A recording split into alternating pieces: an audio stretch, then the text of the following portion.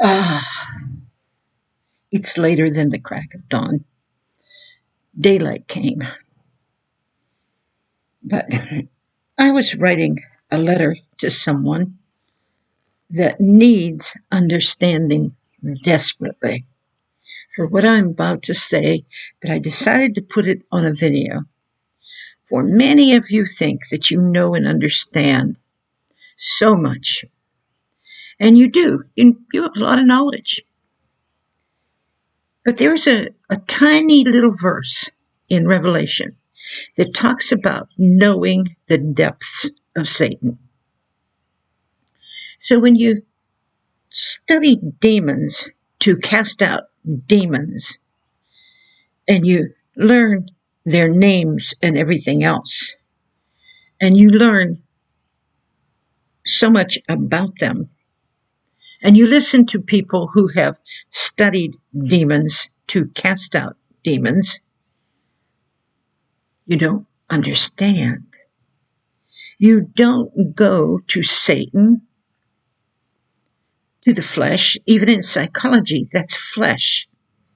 You don't go to the flesh, to the devil, to anything that has to do with the human mind. You don't go to a doctor that studies in science and goes by signs, which some of them, they really work a witchcraft on you. They'll tell you what is wrong with you, and if you don't believe it, every single symptom will visit you, every single symptom. And it'll come like a flood, and you won't be able to get out from underneath it because you submitted to them and you admitted in your heart and mind they will have the answer instead of going before God. So he has no power except you gave it to him. You go to church and you submit to what you know is wrong, but you have trouble and you can't understand why, because you have submitted to the wrong and you won't listen to God. Well, now, when it comes to studying Satan and studying what he has done in the past, and some of you watching movies such as Exorcist glorifying Satan, like he has the power to do all of that stuff. And he does, if you give it to him. If you submit to his evil, and you submit to believing he is that strong, he magnifies to that strength. If you submit to believing that it's very difficult to cast out a demon, and you need this, well, you submit to those things, and that's the only way it works for you. But it's because you studied Satan, and I'm not talking about the teachers before you that taught you, because some of them were very sincere and very holy. But that didn't mean that God did not have a deeper understanding now. What worked before is not going to work now. Right now, he's on the move. He always moves. He always changes. And he even told you in the Word, in the New Testament, you heard this in the old time, but I say unto you. Ooh, that means God does change things. He changed it from wrath, disobedience, everything that you could name that could go wrong. And he changed it into grace and into love. Well, he's taking the thoughts and powers of the devil, which he has the keys of death and hell, because he took it off of Satan, and he's moving it over to give it to his kingdom. But it's not from knowing the devil. It's not from studying him. It's not from knowing what it's like, what he looks like, what his demons look like. Because many people say, well, what do they look like? And I won't tell them. Why would my mouth ever glorify Satan? Why would I ever tell you? I only see what God reveals to me, and after he reveals it to me, it's gone. My mind isn't there. I can't describe something to you that fled. You see, if you know God, then you know exactly how to handle what is coming. But you don't know that because you know how to fight here, resist there, look at everything that Satan has and fight it and fight it and fight it, like as if you're toe to toe, like as if you're like this, fighting yourself because you don't know God.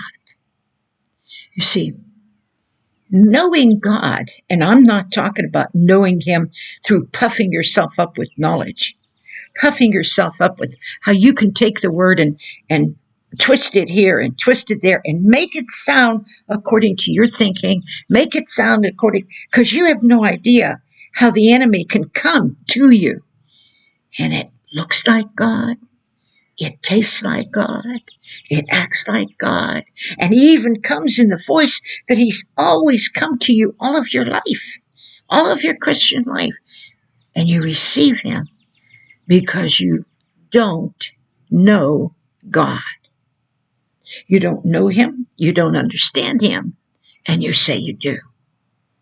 And when he comes along to teach you things, you won't go. And I'm laughing because that's what he's doing. When he put that one section in my book, and he said to me, face to face, he said, Marian, my church doesn't know me and they won't listen to me. He says, they claim they love me, but when I try to teach them anything, convict them, help them, anything, they don't want any parts of me. They hate it. He says, no, Marian, how could a person love me and hate me at the same time? Their actions prove they hate me. Where they won't go proves they hate me. What they won't do in learning of me proves they hate me. But they know the word, and they know how to fight, and they know how to bite, they know how to smite, they know how to talk up to Satan long before they ever come and preach a message. They know how to bind what they've been taught. Because you see, they glorify Satan by talking to him first. They don't walk on the earth and have a message and talk without having to do any of that. They don't have enough of God. Because you see, Marian, they don't want me. And I'm going to tell you what, I call that crazy. Like I told you, crazies are running the world. Crazies are running the White House. Crazies, insane people.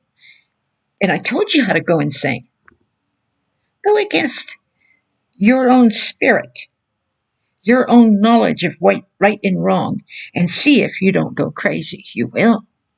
Because every man has the truth within him, for God shined on you. He shined the light on the darkness, and the darkness comprehended it not. What did you think? It was just in the world? Or did you not know that it's inside of you? That he shined that light inside of you. And he searched out and said, get this out. Don't touch that. Do whatever it takes. But you took it as, I can't forsake the assembling of ourselves together. Well, you hold the hands of a brethren that believes that it's okay to commit adultery. You hold the hands of a sister that believes it's okay to delve with witchcraft. You won't know who they are, but go hold their hands and pray with them so that God may send you strong delusion, so that you may believe lie. But you'll even glorify Satan on that, because you'll say, it's the devil that deceived me. No, it isn't. It's God allowed you to go according to your own heart, mind's lust. What you desired, you went after. But you wanted somebody to blame. The devil made you do it. Even an offense, somebody hurt you, you want to blame them. Because inside of here, there's no desire for responsibility. Because you see, if you read John, and I think it's in 17, how that every man that loves God will come to the light, but the one that doesn't, he'll, lest his deeds be reproved. And you find out they are not wrought in God. They don't want the truth. They don't want to know it. They like what they have. They want to go in on it. Well, many of you are the same way. You have this limited knowledge where you studied Satan and then you operated and worked in it. And you have no idea.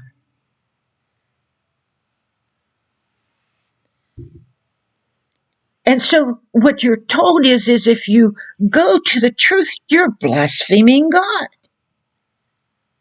How dare you tell the truth? How dare you think the truth? I've had it all along. Have you now? Have you? Then why aren't you delivered? Why are you still in the flesh doing this and doing that? If you know God, if he came into you completely, why are you still under this and under that? Why do you not have a more abundant life? Why do you not have the things that you need? Why is it that you actually believe, well, it'll happen in God's time? Ooh. Watch the water boil. Because when you're watching for God to come, and you sit there and you watch water, waiting for it to boil, it feels like it takes 10 times longer than if you put it in God's hands and you walked away. And then suddenly, oh, it's boiled. Well, that's what you're doing to yourself. And you're blaming him by saying, well, it's just not his time. If it's your will, heal me. Like as if it's not God's will to heal his children. Jesus knew it. Jesus went and healed the children of God. He even told that one and said, it's not meet to give the food and what he came to give to the church. It's not right if I give it to you. And she said, even the dogs because he called her a dog. And she said, it's not, even the dogs lick the crumbs from underneath the table. And he said, your faith has made you whole.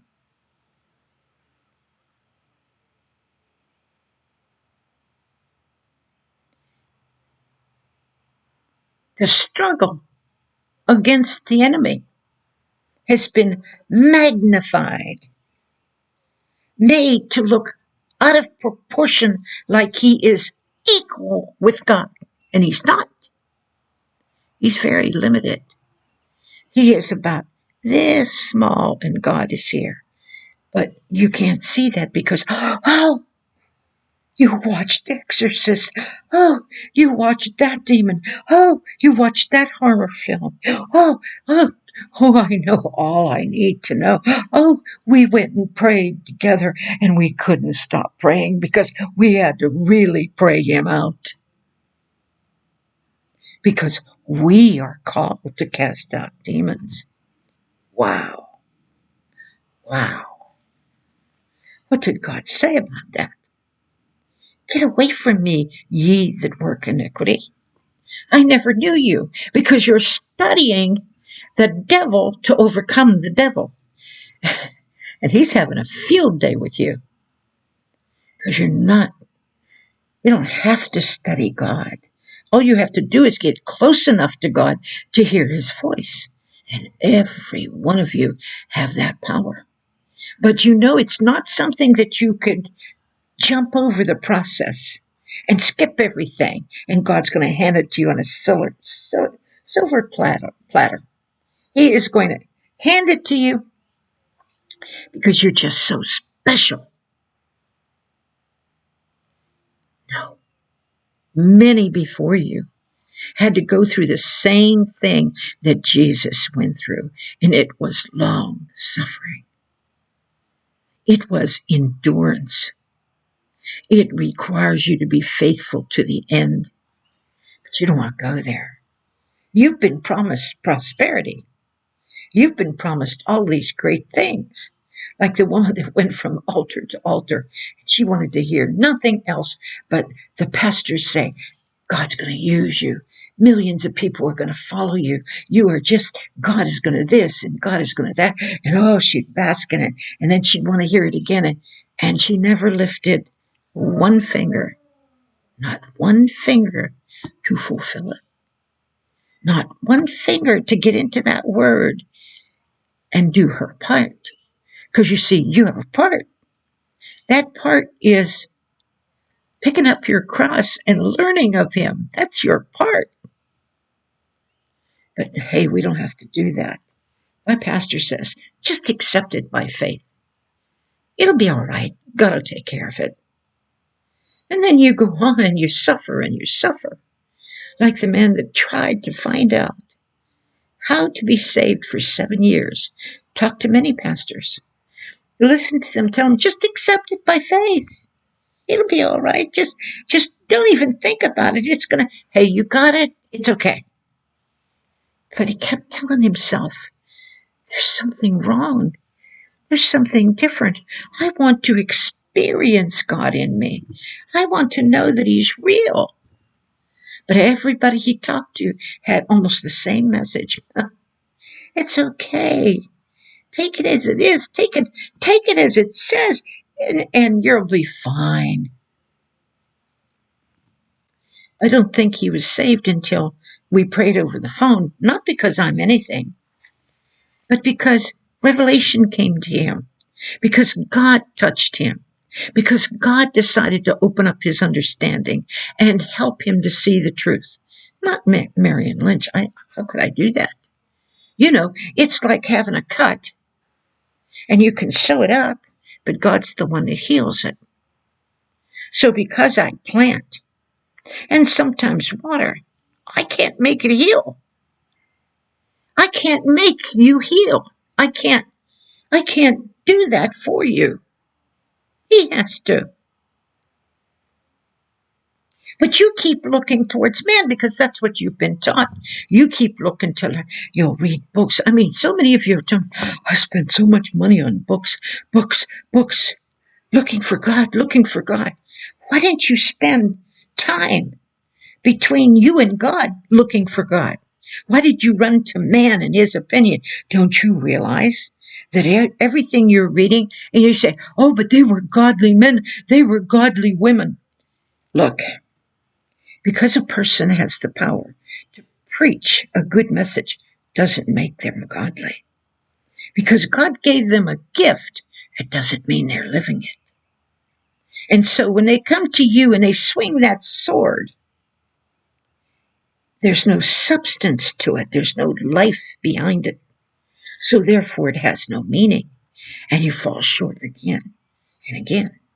But like Jesus told the woman at the well, had you known who you were talking to, you would ask me for a drink and you would never thirst again. Because once the real truth comes, you will never thirst again. How many on the other end of that telephone, hungry and thirsty, searching for years, they got that drink. Jesus gave it to them, not me. I don't even remember what I said because I'm not the one doing it. I'm a mouthpiece. Sometimes I even have to go back and listen to my messages because I don't know what I said. And there are other times God would say to me, Marion, follow the word of God in you. Follow your advice. Go listen to this. Go read that. Go read what you wrote. And then come back and tell me this, and this. Wow, you talk about a humbling situation. That even I have to learn from what I just say. Even I have to learn from what I read and write. And then somebody asked me, oh, how many books do I have ready to be published? Wow, if you only knew. Because all that I tell you in these videos, and like I said, there's over 1,000 of them, it's nothing compared to what you need to know. And in Christianity, what you don't know hurts you. My people perish for their lack of knowledge of me.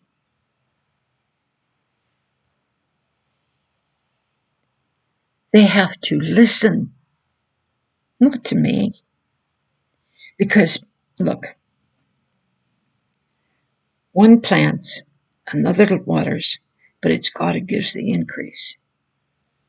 So if I plant, and even if you call me back later and God says water it, it is still only God who gives the increase. It's not me. Whatever you have had or learned or obtained through whatever you listened to, it came from God. It's not me. I would be afraid to take it as though I'm telling you I'm this and I'm, well, sure, I use the word I. How could I separate God and me? How could I say that healed of cancer without saying I was healed of cancer? How could I say got a message today without saying I got a message today? See how ignorant people are? They're very ignorant. I went through going through this without saying I went through that. God showed me, and they will twist that all up to be something bad, the way they did Jesus when they said, he said he's the Son of God, like that was a sin. Well, she said, uses the word I, like that's a sin. And they told Jesus, you bear witness to yourself, so your witness is not true. He goes, he didn't have any of it, because he has a greater witness than any man. He has God the Father, God the Holy Spirit. I'm a little bit better than that. I've got God the Son. He's got two along with him, three, but I've got all three. You might think that statement is silly, and maybe it is, because it excites me to know how much God I do have.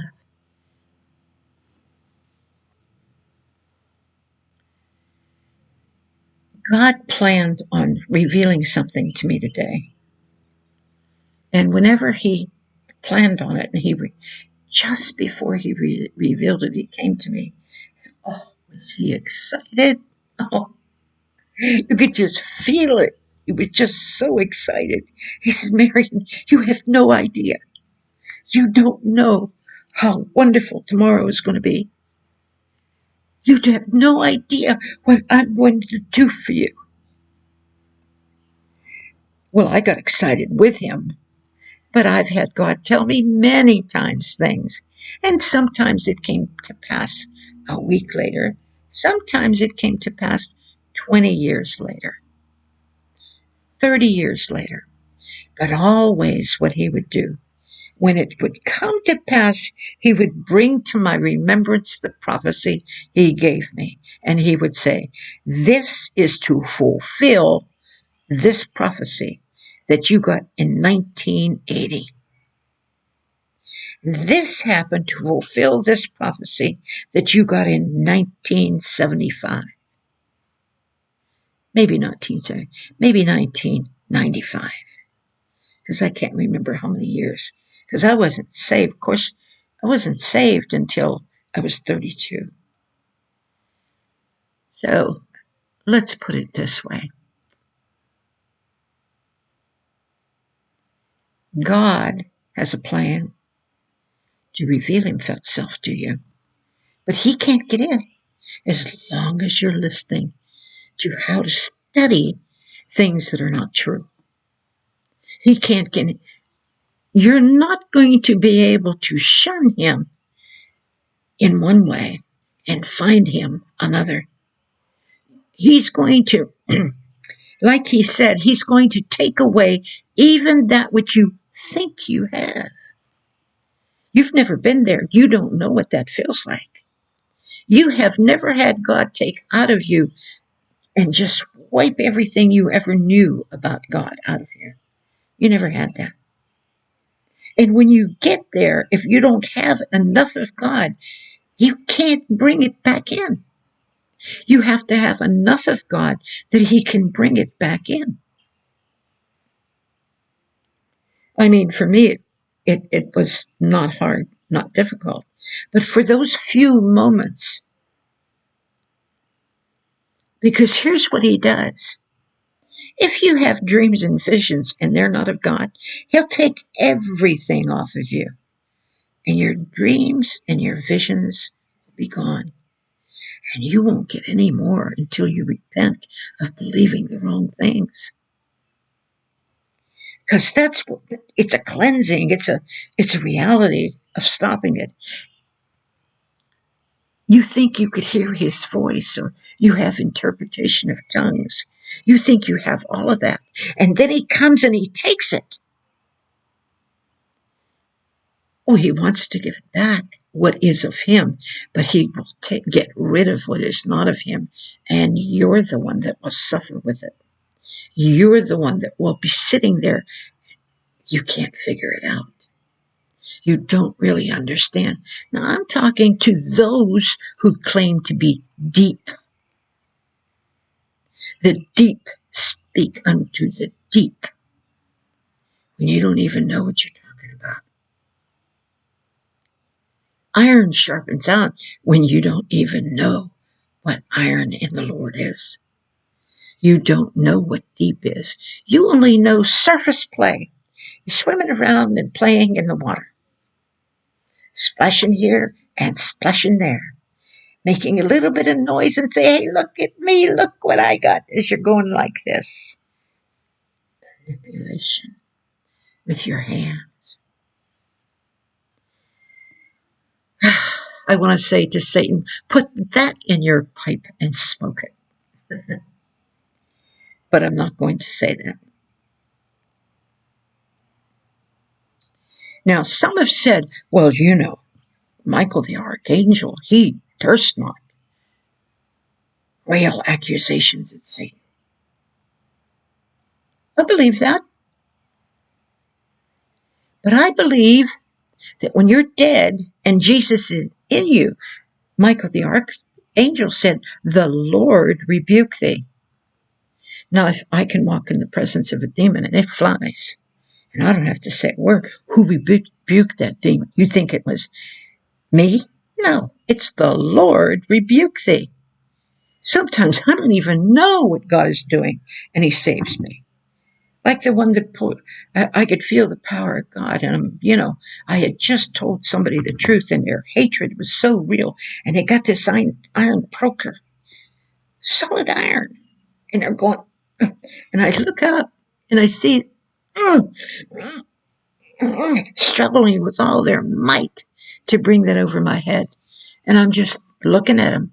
And when it's so futile and they're exhausted because they cannot do it, the iron poker is bent.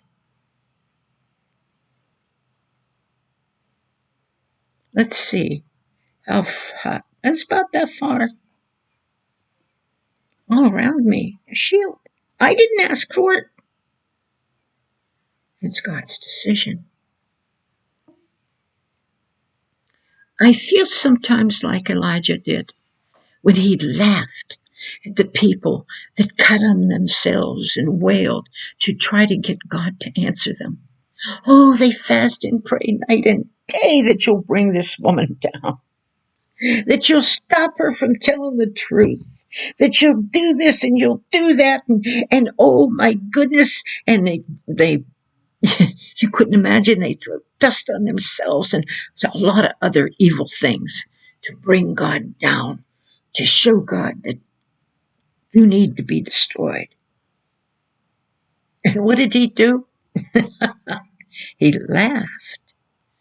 You know, that one that's been working for since I've been on YouTube to cut me off, to destroy me. I laugh. I really do. Had I not lost my daughter that day, I wouldn't have cried. But I just went through the trauma of losing her, and I could not believe that someone can call themselves a Christian and they could attack me on that day.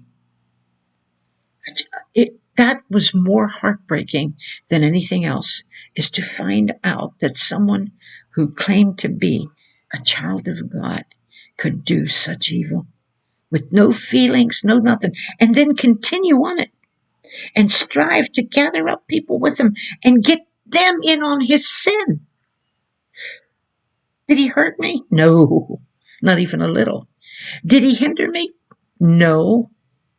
I mean, I had 110,000 people listening to me. And in one day from his video, I went down to 14. And I smiled and I said, God, I'm not about numbers. That 14 you want so bad. It doesn't matter. Now I think there's like 104,000. God told me, he says, I will restore you. People will find out he's wrong. He's lying. You don't have to fight it, and I didn't. God takes care of it. I did make mention about my books, but I don't hate that publishing company. I'm not angry with it. They're the ones that have to stand before God. I don't. I don't have to answer for what they did and are still doing, because they still owe me. But you know, some of you that are paying double for my books by buying one off of Amazon and sending me the money. Look, God says that I have to take it. I have to say thank you. So I say, maybe you're writing the book. I mean, maybe you're getting the book off of Amazon or Barnes and Nobles because you're supposed to write a review. After you read it, write the review.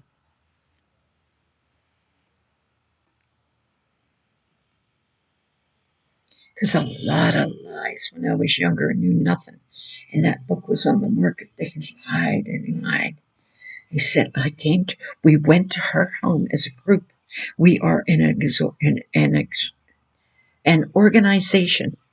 And we went to her home. And she said this, and this, when I didn't. As a matter of fact, no one ever knocked on my door and talked to me about anything. No one. My husband would have witnessed it. He's with me night and day. No one. But Amazon left that bad review on there years. I mean, years. Until people started sending in good reviews and telling the truth. Now, I hope I got a message to you. If you want to know anything, God says, if any man lacks wisdom, let him ask of God, who gives to all men liberally.